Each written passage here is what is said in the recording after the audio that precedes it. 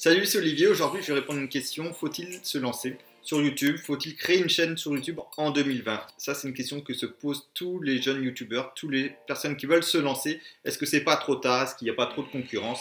Donc, je vais te répondre à cette question. Moi, je l'ai fait en ce qui me concerne. J'ai créé une chaîne en 2018 et je me suis posé la même question que ça. J'ai créé une chaîne sur le foot. En 2018, il y avait déjà énormément de personnes qui étaient sur le foot, sur les pronostics sportifs. Et donc, j'ai quand même lancé ma chaîne. J'ai été déterminé. J'ai fait des vidéos tous les jours. En plus, c'était une période assez propice puisque c'était le début de la Coupe du Monde. Et j'ai cartonné dès le début. J'ai eu beaucoup d'abonnés. J'ai eu 1000 abonnés en une semaine. Donc, c'est rare d'avoir autant d'abonnés, mais ça a cartonné dès le début. Donc, ça m'a motivé.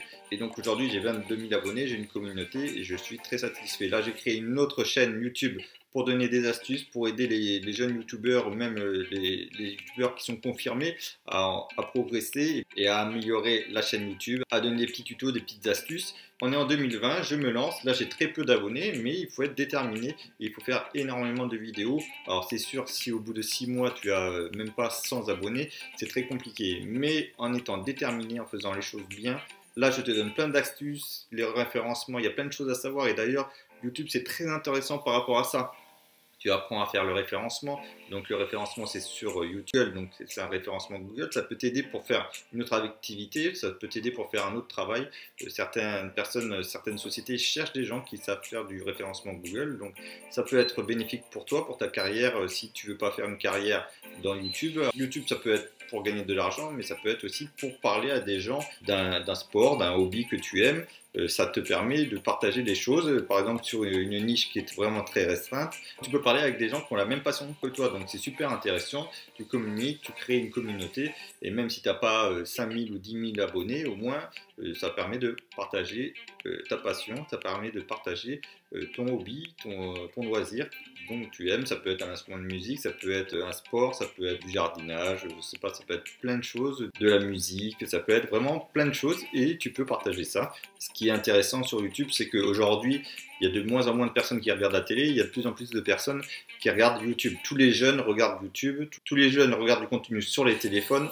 Donc dès qu'il y a fait un moment de libre, les gens ils regardent le téléphone. Alors ça soit les réseaux sociaux ou YouTube. YouTube c'est pour vraiment du contenu pour s'instruire ou pour se divertir. Mais les gens regardent de plus en plus YouTube. C'est vraiment l'avenir. Alors c'est pas trop tard. À chaque année on croit que c'est trop tard. Mais il y a de plus en plus de gens qui regardent, donc il y a de la place pour tout le monde, et je pense qu'il y a de la place pour toi. Il y en a qui percent un peu plus que d'autres, il y en a qui percent un peu plus vite. Moi j'ai percé vachement vite sur ma chaîne de sport, là c'est complètement différent. Mais bon, il faut être déterminé, on va faire ça, on va faire le travail, il faut faire des vidéos régulièrement, il faut continuer à faire du contenu de qualité, et puis après on voit. Il faut être déterminé, il faut en vouloir, et si tu veux arriver à un but, il faut toujours mettre tout ce que tu as, et mettre tout en place pour y arriver. Alors après, si tu n'y arrives pas, au moins tu n'as pas de regret, tu auras tout mis en place pour pouvoir y arriver. Il y a plein de gens qui me connaissent et qui me disent ah t'as une chaîne YouTube, ça marche bien. Oui, mais bon, j'ai mis beaucoup de temps, j'ai pris beaucoup de temps pour y arriver. C'est pas facile parce que quand tu fais une vidéo, déjà il faut avoir l'idée de la vidéo, il faut filmer. Une fois que tu as filmé, donc il y a plein de choses à mettre en place, la lumière, le son, il y a plein de choses à mettre en place, le décor, bon après là c'est sur mon canapé, donc ça va, mais il y a plein de choses à mettre en place. Donc une fois que tu as fait tout ça, tu as trouvé l'idée, tu as réfléchi à l'idée, tu as bien exposé tout ce que tu devais dire dans ta vidéo, les idées, etc. Tu fais ta vidéo, tu filmes, et après tu pourras faire le montage. Donc le montage c'est un gros pavé également parce que c'est pas simple. Donc il faut apprendre à faire le montage.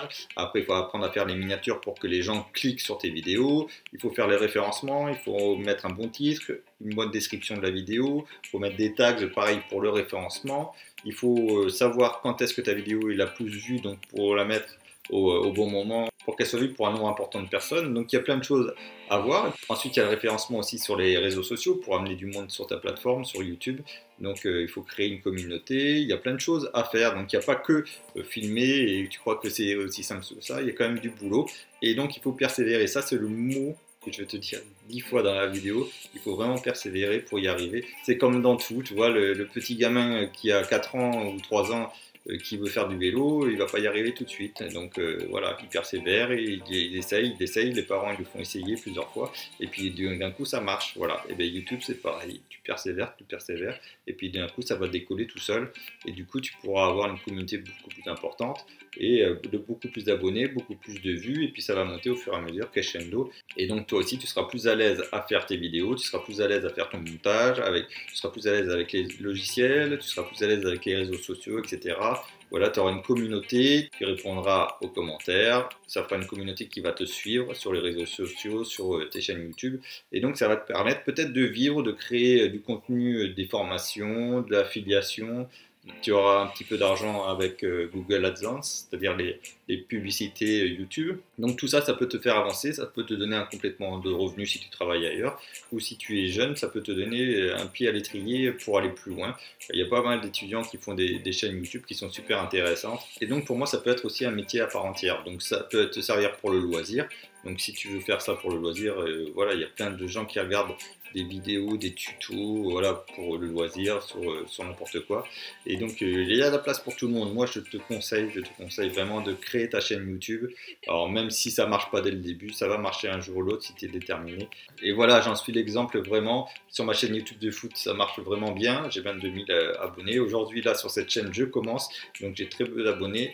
Je vais persévérer, je vais faire en sorte que ça marche. Donc on se donne rendez-vous en 2021 pour voir où on en est, pour voir le nombre d'abonnés de chacun. En tout cas, mets-moi en commentaire ta chaîne si tu commences, et mets-moi en commentaire voir où on va évoluer, comment on va évoluer tous ensemble. Et en tout cas, je te souhaite que du bonheur, que des belles choses, et sache que YouTube, c'est une super expérience. Donc vas-y, fonce dès maintenant. Si tu veux créer ta chaîne YouTube, je te donne un petit tuto là qui est juste là, comment créer une chaîne YouTube en 2020, et ensuite je te donne mon expérience. J'ai fait un autre tuto pour monter de 0 à 1000 abonnés, c'est mon expérience par rapport à ma chaîne YouTube de Paris Sportif, 0 à 1000 abonnés en très peu de temps.